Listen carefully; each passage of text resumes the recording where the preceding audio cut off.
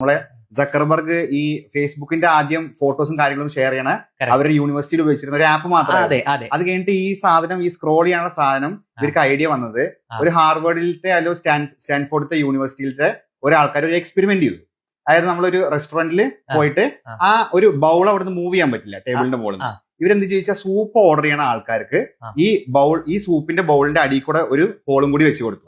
അത് കഴിഞ്ഞിട്ട് ഈ സൂപ്പ് കുടിച്ചുകൊണ്ടിരിക്കുന്ന ആൾക്കാര് ഇതിന്റെ തീരാറാവുമ്പോ അതിൽ കുറച്ചും കൂടി നിറഞ്ഞു വരും. ഇത് തീരില്ല.